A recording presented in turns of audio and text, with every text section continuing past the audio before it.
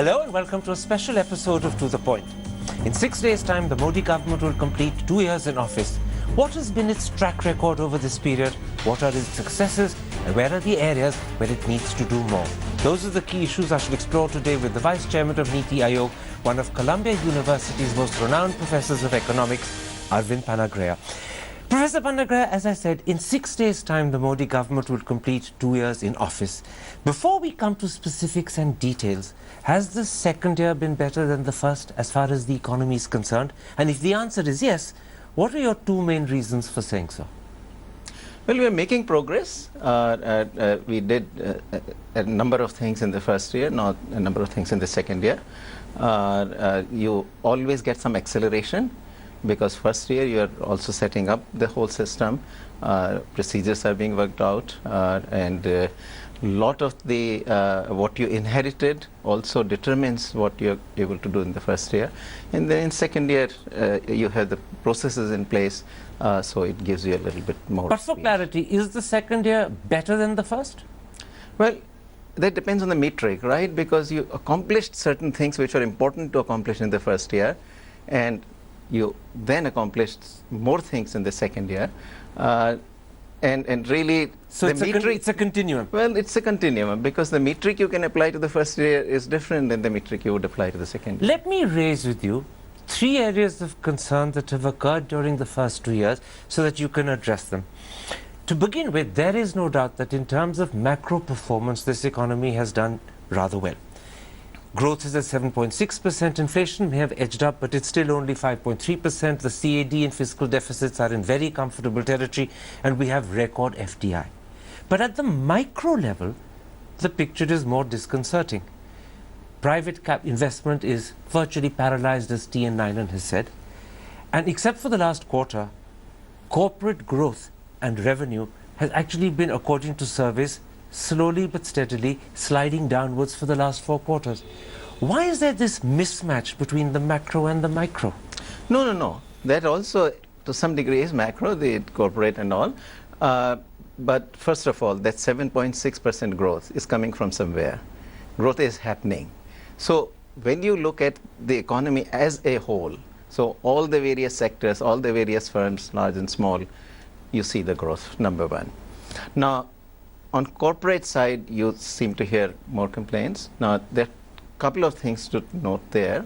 One is that there were some legacy sectors that were inherited, which were in quite bad shape: steel, construction, some of the infrastructure, etc. Some of these still have not picked up to the level that they need to pick up, and so that's a bit of a continuation. On the corporate side, also. Generally, the exports are coming from larger firms. Exports clearly have been tepid. Growth has been actually negative in exports. So even for the sectors and firms that are doing well otherwise, you see some complaints because exports are not doing as well. Then the third, of course, very important thing is that prices in the last 2 years have behaved a bit differently than in most other periods. So wholesale price index has been in the negative territory. It just barely has now come in the positive territory. Inflation in general has been low. What that means is that the prices are not rising, or for certain products prices are actually falling. So even if output is doing well, profits can be doing poorly because the prices are. You've explained why the corporate sector, particularly in terms of private investment, is flat. When do you expect private investment to pick up? First, let me say, even the corporate investment is, if you're referring to growth, that's one way to look at it. But the level of the corporate investment has not dramatically gone down or anything.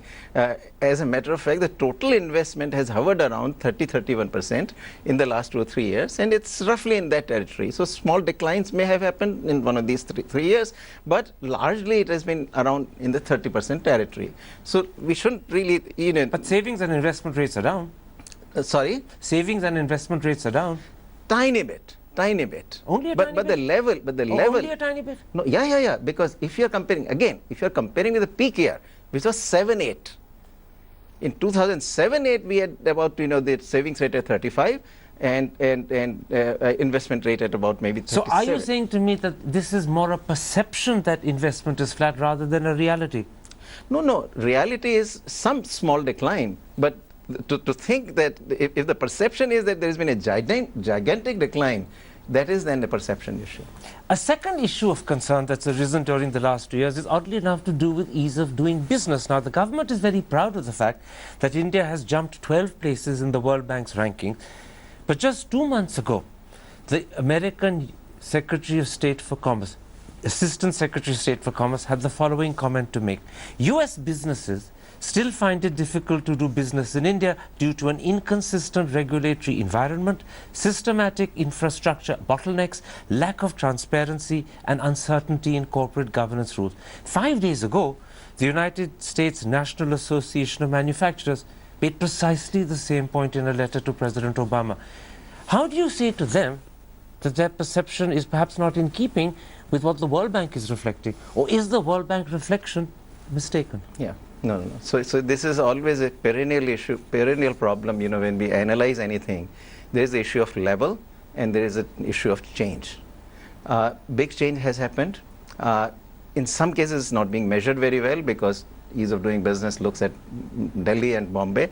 We know that bigger changes and improvements have happened in places like Gujarat, Andhra Pradesh, even Jharkhand, etc. So that's one part of the story. But also, the government has inherited 60 years of regulation and barriers to entry, barriers to exit, all sorts of things. In 2 years, you're not going to be able to get rid of them all. The process is on. A lot of progress has been made, but when you start with a mountain, and even if you chop it off in certain parts of it, you still have a big mountain left. You're saying there's a lot more to do before ease of business becomes what you would like it to be? Well, what the Americans might want it to be, but also because remember that there is also this negotiating issue with the Americans always. So we have to be careful that those who are doing business here would certainly want less and less regulation, and so even when you make improvements, you will see the criticisms continuing. Can I put this to you? In an article that you wrote for the Indian Express on the 17th, you said a campaign to improve ease of doing business has led to a significant simplification of procedures, especially in the states. Just 5 days ago, in an interview that he gave to the Business Standard, the finance minister said that actually improving ease of doing business in the states was his next big focus. Are the two of you saying different things? I'm not sure. Finance minister said 5 years ago. No, he said this 5 days ago. 5 days ago. No. But remember, you can make improvement, and yet making more improvement can be a goal. So I don't think we are saying different things. If you ask the finance minister whether we have made progress in the ease of doing business in the last 2 years or not, he'll certainly agree that there has been a significant improvement. But you need to now focus particularly on the states where ease of business must improve. That is the new focus area. Well, we have to keep going. Ease of doing business is not merely about regulations and the rules. It is also about a lot of the laws that exist, because after all, laws can also come in the way of doing business. So that process is also on, but it needs to go further. A third area where there is a certain amount of concern is an apparent mismatch, and I use the word apparent deliberately, between record FDI inflows into the country and a sharp fall in investment proposals. Last month, the Commerce Ministry revealed that in 2015, India had received record inflows of FDI, the highest ever in any fiscal, totaling $51 billion. On Monday, the editor of the Business Standard, A.K. Bhattacharya, revealed, quoting the same DIPP sources, that investment proposals in 2014-15 had fallen by 23%, and the next year, 2015-16, they'd fallen by yet another 23%. And so people say, on the one hand, you have record inflows of FDI, on the other, you have 2 years of investment proposals falling by almost 25% per year. Is this an apparent mismatch? What is happening? No. Again, why should that be a mismatch? Now, you have to look into these rules, how exactly these accounting, etc., is done. I'm sort of, I'm not quite familiar, but one possibility simply is that you get very large number of proposals, and as some maybe half or some proportion of it eventually materializes. So therefore, the decline in the proposals may be quite consistent with still rising actual flows of investment. That's one possibility. The other possibility is that a lot of the foreign investment comes through the automatic route, and so therefore you may not see that reflected in the proposals. Again, as I said, it is a matter. So this a bit like what we discussed earlier when we were talking about the decline or the perceived decline in private sector investment. This again is a perception problem, and the mismatch it's not is perception, it's the data. In this case, we are discussing the data. The data are that the foreign investment has in fact gone up, and significantly so. That is clearly, and that is what you want. In the end, it's not just the proposals that you're interested in. Proposals are maybe an indicator if they are being measured over time in a consistent manner. But at the end of the day, what you want is what has happened to the foreign investment. Let me then sum up this section of the interview by asking this question to you. Why is it that when you meet industrialists, why is it when you read the pink papers and you read commentators, why is it that the editorials all talk about a paralysis of private sector investment? As I said a moment ago, TN9 and the chairman of the Business Standard has actually in December coined the phrase a paralyzed economy. No. You see, the thing is that, first of all, in the media certainly criticism takes precedence over praise. It is a natural thing for the media to say that the negatives, and I've talked to your reporters, many of them, and they'll say that, well, negative does better. If I go with positive stories, my editor says, well, are you trying to do favors to somebody? So this is in fact journalism conveying the wrong impression. Partly, I'm just saying partly. But where the real perception may also be coming from is not every sector of the economy is doing well. So if you talk to people in steel industry, they will say, yes, things are tepid. You go and talk to auto industry, auto parts industry, they'll tell you. So there are sectors of the economy that are doing well. It depends on who you're talking to. Partly it depends on who you're talking to. So there are two factors here. There is a third one. There is a third one, let me say. Which is the prices. So even when... Do you mean inflation when you say prices? Yes, because in the end, profits are measured in nominal terms. They are not measured in real terms. And when the inflation is low, profits do not rise as fast or may even decline. So rising output is completely consistent with decline in profit. All right, I understand that. Let me then put to you something that the governor of the Reserve Bank, Raghu Ramrajan, said in a speech in Pune last month, April. And this was his description of the state of the economy as it is today. I'm quoting him. We are still one of the poorest large countries in the world on a per capita basis and have a long way to go before we reasonably address the concerns of each one of our citizens. And then he added, the sobering thought is we have a long way to go before we can claim we have arrived. Would you agree with that characterization? No, that all depends on what you mean by we have arrived. But the rest of what he is saying is that we started as an extremely poor country. We have made a lot of progress, but we are still at a per capita income of something like $1,500 per year, which is not a huge per capita income. And so there is some ways to go. But we ought to be very proud of the progress that we have made. We have come some distance. We could have come much farther had the policies of the past governments been much better. So your interpretation of what he says is almost in agreement with him? No. I'm not interpreting anybody. I'm simply saying, and nor do I wish to get into any debate about who said what and whether I agree or disagree. That is for the journalists to fight over. But I work for the government, and what I would say is that, if one says that, look, we have a long way to go, I think that's something reasonable to say for a country such as ours, where we are present. On Monday, Subramanian Swamy, in a letter to the Prime Minister, which then was made public, accused the governor of willfully and deliberately wrecking the economy, and Mr. Swamy then said to the Prime Minister that either Mr. Rajan should be sacked, or at least his tenure should not be extended when it expires in September. Would you wish to defend the governor? No, no. Look, these are issues for the politicians and the government to deal with.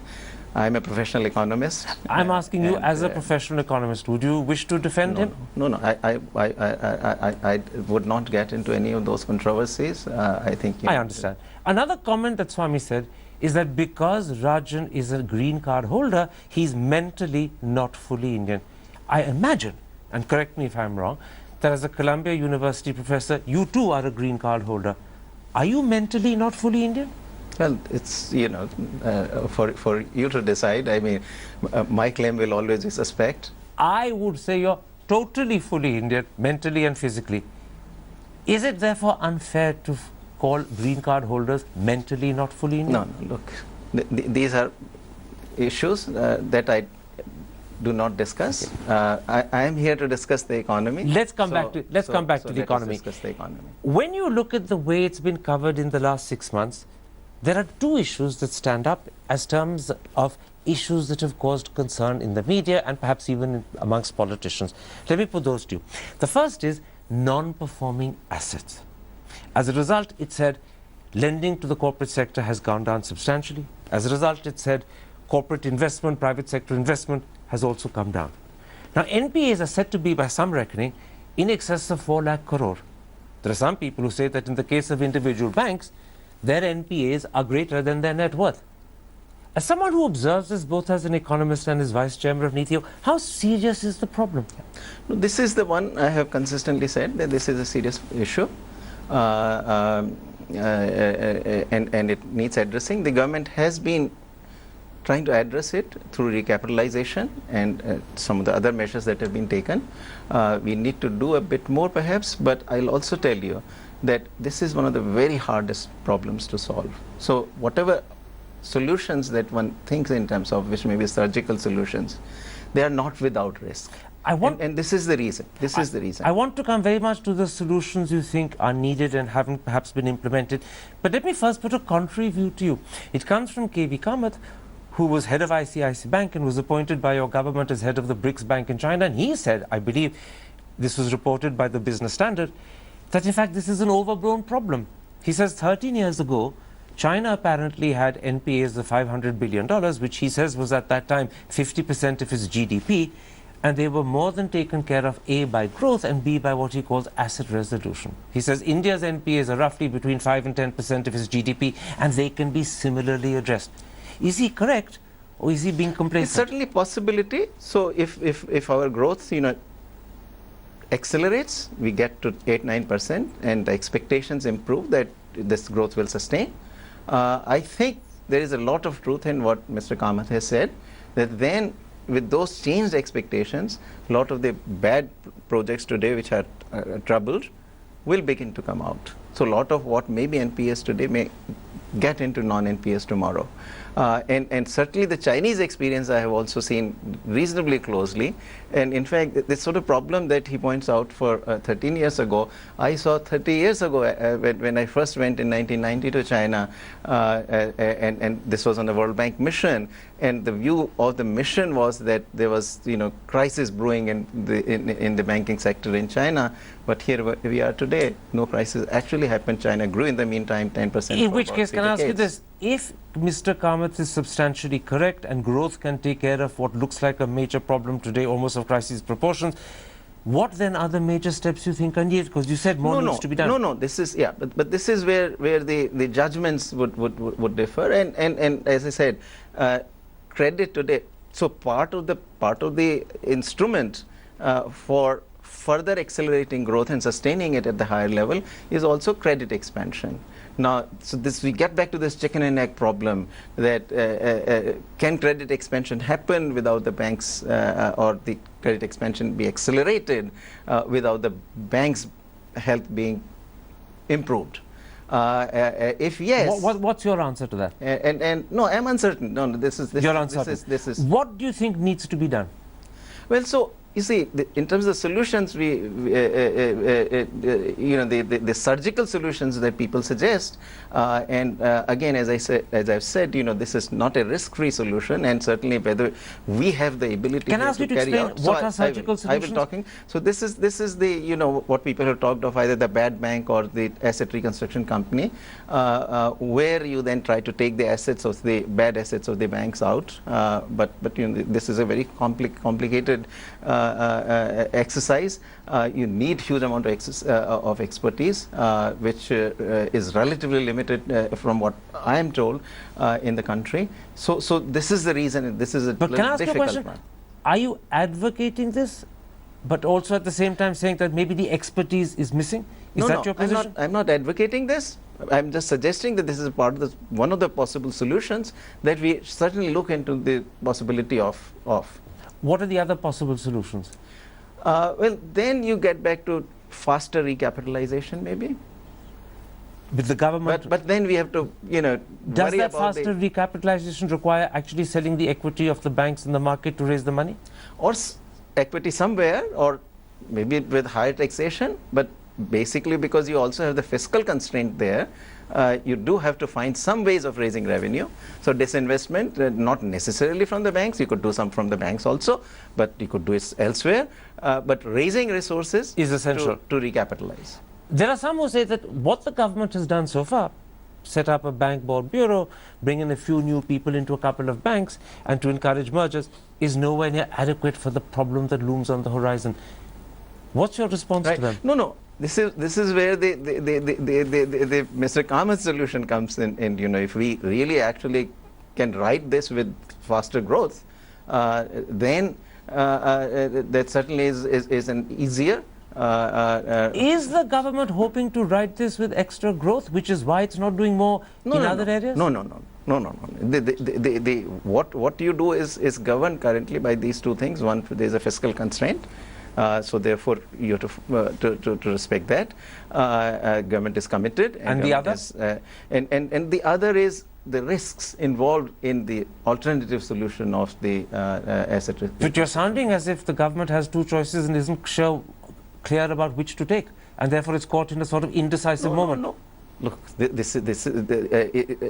me tell you one thing, that this is an issue that in one group we raised with Larry Summers. And his response was that in every one of these cases, when you look back, you never think that you did it too fast. So in other words, the government should take its time.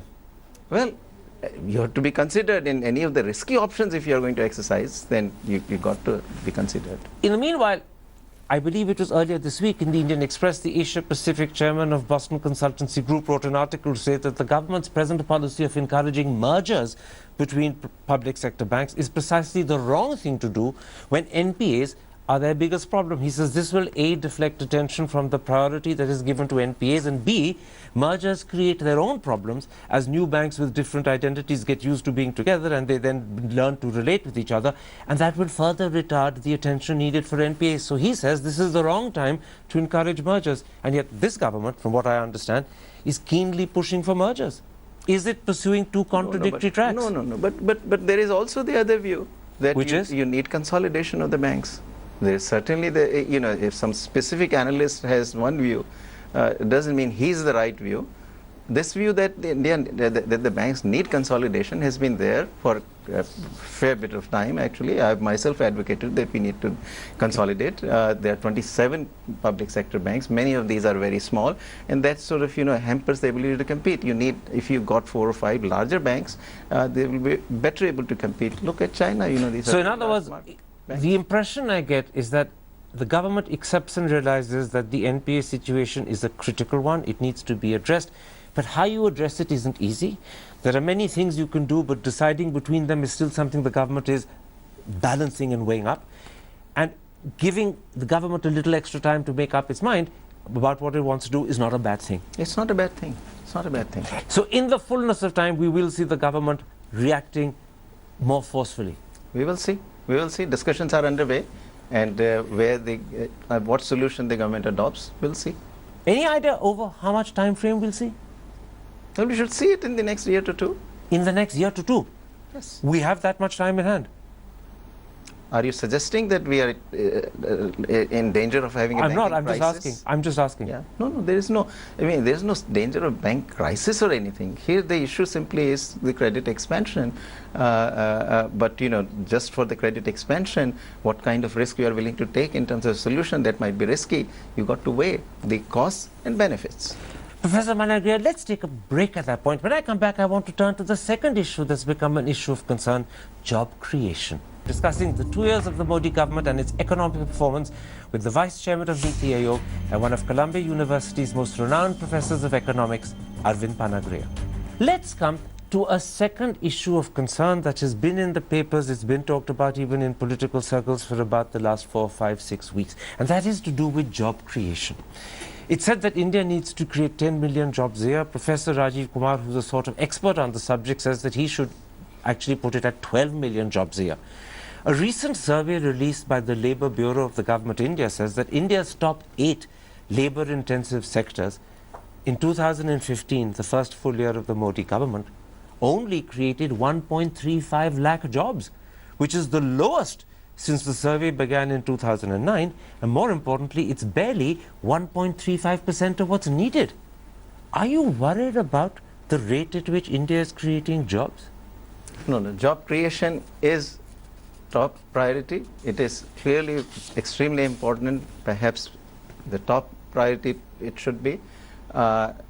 So, yes, that we do. Now, the numbers, not sure, I think our system of collecting the numbers on employment I think requires some reform themselves. So this Labour Bureau survey there are issues. Is questionable. If you look back at the, if you look at, for example, Mohandas Pai has been writing about this, the EPFO numbers, they tell a very, very different story. The job creation actually in 15-16, if you go by the EPFO numbers, is significantly larger and larger than in the previous years. I'm not suggesting that we adopt that approach, but that's something we But you do accept that job creation is close to the top priority. Yeah, job creation clearly in our country, and it's really not just about employment, because most people are sort of employed. If you look Better employment and more secure employment. Let me explain. So if you look at our unemployment figures, they hover around 3%, 4%. So we are doing something. We are employed. The real serious problem is underemployment, and that reflects itself in, give you two examples. Look at agriculture.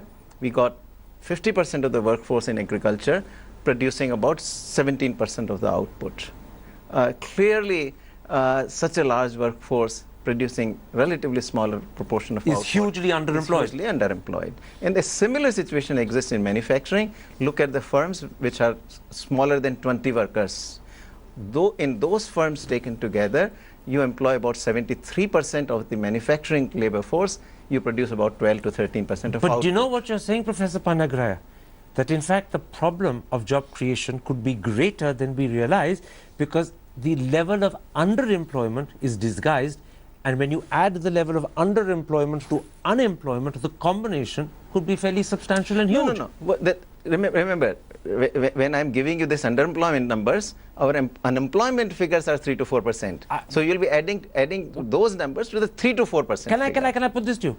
Professor Rajiv Kumar believes that the backlog of people without jobs, as well as those with unsatisfactory jobs, that would be the underemployed, could be touching 80 million. Sometimes he says it could be touching 100 million, somewhere in that range of 80 to 100 million.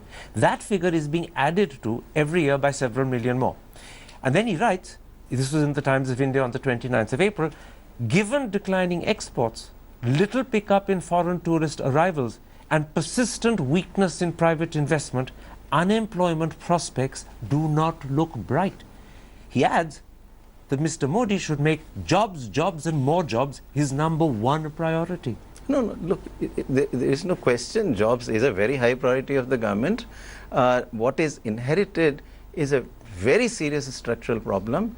I have sometimes said this, that somehow or the other, what we have done in terms of the laws, in terms of the regulation, the inflexibilities in the labor market, that hiring workers is not in the DNA of our entrepreneurs. That's not the first because thing I they think can't about. sack them when they don't Well, need them. there are a lot of inflexibilities. Can I, since in we're the coming labour on to laws. labour inflexibilities, and clearly that is one of the areas that needs to be tackled, put this to you. You really need to create more manufacturing jobs if you're going to create jobs for people And not in just millions. manufacturing, but labor-intensive manufacturing. Absolutely, which means SME jobs more than anything else. Well, also large scale. No. Remember But one let me thing. finish my point. Let me finish my point. Since we both agree that you need to create manufacturing jobs, and since we both agree that you need to create labor-intensive manufacturing jobs, what perplexes people is that the central government itself has not bitten the bullet of labour law reforms that would encourage manufacturing. It's left it to the states. Rajasthan, Madhya Pradesh and Gujarat have done something. Haryana's in the pipeline. But that's it. Absolutely no more. Why is the central government not grappling with the issue of labour law reforms? So, let me explain. So, the central, another area of reform related to manufacturing also was the land acquisition. If the government had not tried to reform that law, you would have said, if the central government had not tried to reform that law, everybody would have said, oh, central government did not try it. Now the central government has tried it. It did not go through the Rajya Sabha. So it left it to the states? We all say, or certainly the media comes in and says that, oh, what a mistake. There were no votes in Rajya Sabha. How can you have You're saying tried once that? bitten, twice shy. The No, experience on the labour, land side means it can't do the same thing on the labour side. Let me come to. On labour, the government has in fact tried. Some of the reforms have actually been done. The Indian Express article that you referred to, actually I document some of the ones that the central government did. Factories Act, Apprenticeship Act. But the critical one of raising the threshold to 300 to make it easier to hire and fire hasn't happened. Industrial Disputes Act. So now the government actually has been working on a complete consolidation of the labour laws into 4 or 5 different codes. That process has been underway. But raising the threshold of the IDC is still not there. But look. ID, I mean, Industrial Disputes Act, that's still not there. Yeah. No. But it is not an easy one to carry through in the Rajya Sabha today. Can I interrupt you there? Yeah. You see, you're comparing it to the problem the government had in the Rajya Sabha versus Congress over the Land Reform Act. 3 times an ordinance couldn't get passed. Congress was bitterly opposed. The reason being Congress actually saw the Land Reform Act of 2013 as its pet project. Therefore, it wasn't going to undermine it. But when it comes to labour law reform, I'm quoting from the Congress manifesto of 2014.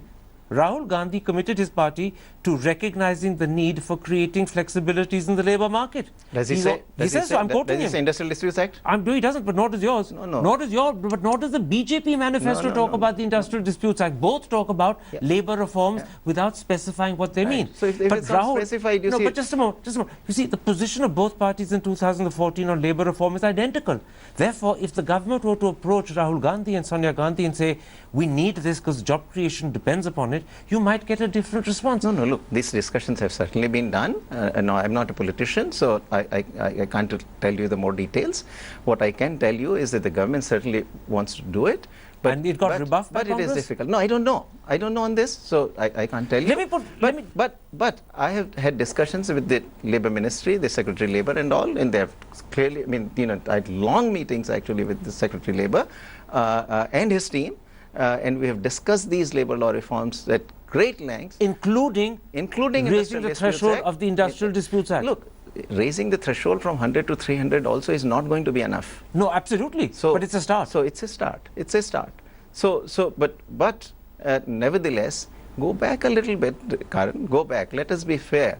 If the Congress really wanted to do this reform, what was stopping it? It was ruling for the last 10 years. I understand, but that's not the question. The point is that the question has to be that. Question has to be that. No. Or consider that question my answer to you. Let me put this to you. I'll tell you why I raised this issue, because last year's economic survey, and that's a government document, unfortunately, I don't believe this year's economic survey spent as much time talking about the issue as last year's did, which is why I'm referring to last year's. It reveals that the rate of growth of labour force is significantly greater than the rate of growth of employment. And the second thing it reveals is the rate of growth of employment is several fold smaller than the rate of growth of the economy. And it doesn't take too much to say to yourself, if this continues for very long, could we end up in a dangerous position, not today, but several years down the road, could we end up in a dangerous position where India's demographic dividend, of which we take so much assurance and pride, converges into a demographic disaster? No, look, first of all, just think about it. This government has been there for 2 years. For 60 to 65 years, what did we build? What did we do to change the situation? I grant that. Not very much. But is this government responding with so adequate much speed to a problem that's built up look, and about to burst? No, but look, so many regulations have been put in place.